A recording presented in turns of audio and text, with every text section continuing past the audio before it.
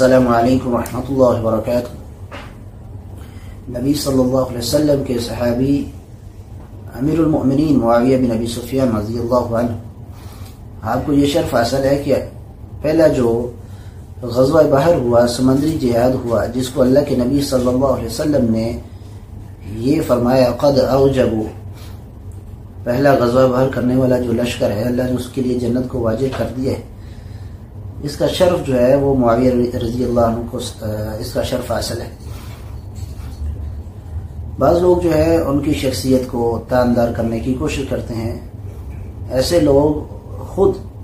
ان کا کردار ہی مطعون ہوتا ہے۔ انجینئر محمد علی مرزا کا ہمیشہ سے یہ وتیرہ رہا ہے، اور اس کے استاد اسحاق جالوی کا اور پھر مودودی کا، یہ جو ایک لڑی ہے ان کا ہمیشہ سے یہ وتیرہ رہا ہے کہ معاویہ رضی اللہ تعالیٰ عنہ کی شخصیت کو داغدار کیا جائے۔ اس مقصد کے لیے انہوں نے جھوٹی بے سند روایات کا سہارا لیا ہے۔ انجینئر محمد علی مرزا کا ایک مدعا ہے، ایک دعویٰ ہے، وہ یہ کہتا ہے کہ معاویہ رضی اللہ تعالیٰ عنہ کے دور میں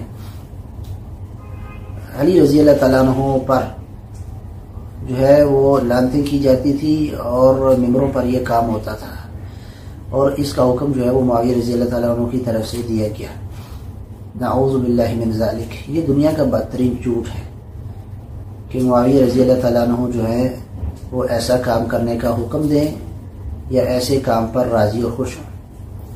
وہ ان کی شخصیت اس سے بری ہے۔ اب اپنے اس جھوٹ کو ثابت کرنے کے لیے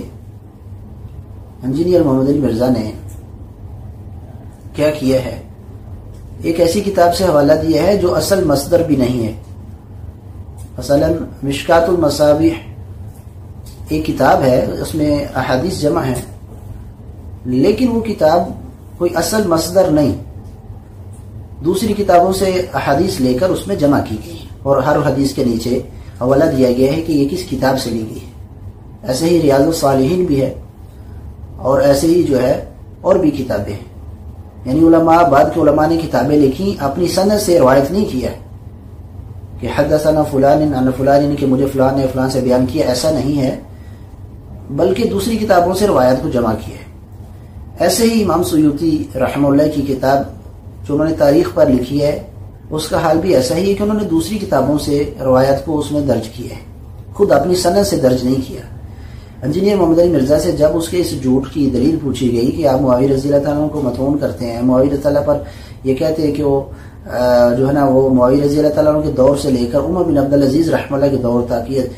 یہ بنو امیہ کا پورا دور ایسا ہی تھا کہ اس میں علی رضی اللہ تعالیٰ پر ممبروں پر لعنتیں ہوتی تھی، اس کی کیا دلیل ہے؟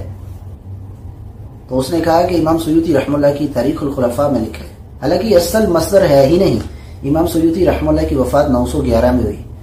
اور امام سیوطی رحمہ اللہ نے اپنی سند سے اس کتاب میں کچھ بھی روایت نہیں کیا، کیونکہ وہ تو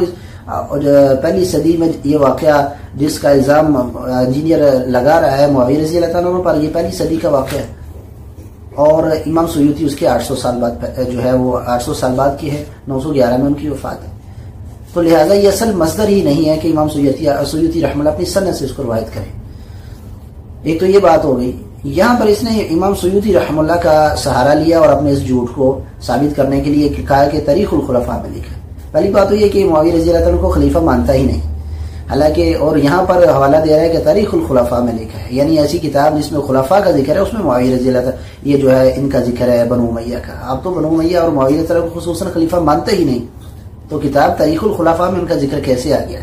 وہ لوگ جو کہتے ہیں کہ معاویہ تعالیٰ کو کسی نے خلیفہ ہی نہیں کہا، بھائی آپ خود حوالہ دے رہے ہو امام سیوطی رحمہ اللہ نے تاریخ الخلفاء میں لکھا، تو یہ ان کے خلیفہ ہونے کی یہ بھی تو ایک دلیل ہے، آپ کے نزدیک بھی تو یہ دلیل بننی چاہیے۔ اب جب انجینئر کے پاس اس کی دلیل نہیں تھی، تو سارے کا سارا جو ہے وہ انحصار اس کا، اور اس کی دلیل یہ تھی کہ اس کو نقل کیا ہے، اس کو جو ہے وہ لکھا ہے سیوطی رحمہ اللہ نے اپنی کتاب تاریخ الخلفاء میں۔ یہ آپ سن سکتے ہیں، اہل سنت تو نقل کرتے آئے ہیں، یہ جلال الدین سیوطی کو اتنا کوٹ کرتے ہیں، اس نے خود تاریخ الخلفاء میں یہ بات لکھی ہے کہ یہ سب کچھ ہوتا تھا عمر بن عبدالعزیز نے ختم کروایا۔ سارے کا سارا جو اس کا انحصار ہے وہ سیوطی رحمہ اللہ پر ہے۔ یہ آپ ویڈیو میں غور سے سنیں کیا کہتے ہیں۔ اہل سنت تو نقل کرتے آئے ہیں، یہ جلال الدین سیوطی کو اتنا کوٹ کرتے ہیں, اس نے خود تاریخ الخلفاء میں یہ بات لکھی ہے کہ یہ سب کچھ ہوتا تھا, عمر بن عبدالعزیز نے ختم کروایا. اب آپ نے اس کو سن لیا کہ سارے یعنی سیوطی رحمہ اللہ نے لکھا ہے تو لہذا وہی اس کی دلیل ہے. اب یہی سیوطی رحمہ اللہ ہیں مصر کے, جن کے بارے میں اب انجینئر کیا کہہ رہا ہے, جب لوگوں کو کہتا ہے اس کے گاٹے فٹ ہو گئی, یہ پھکی دے دیا, یہ پھکا دے دیا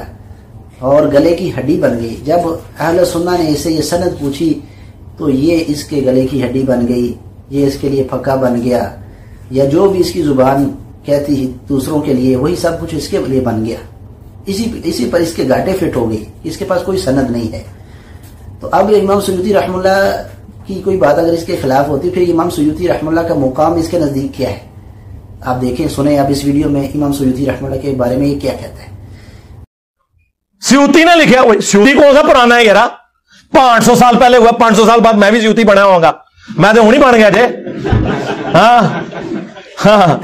سیوطی نے اتنا مجمع ویکھیا ہونا ہے, چھٹ دو. یعنی ایسا دجال شخص کہ ایک طرف امام سیوطی رحمہ اللہ ہی اس کے لیے سند ہے اور دوسری طرف امام سیوطی رحمہ اللہ اس کے نزدیک کچھ بھی نہیں ہے, بلکہ امام سیوطی رحمہ اللہ کو کہتا ہے کہ وہ تو ابھی 500 سال پہلے گزرے, وہ تو میری طرح کے ہیں, میں بھی انہیں کی طرح 500 سال بعد سیوطی بن جاؤں گا, بلکہ اتنے لوگ تو سیوطی نے بھی نہیں دیکھے جتنے میرے ماننے والے ہیں.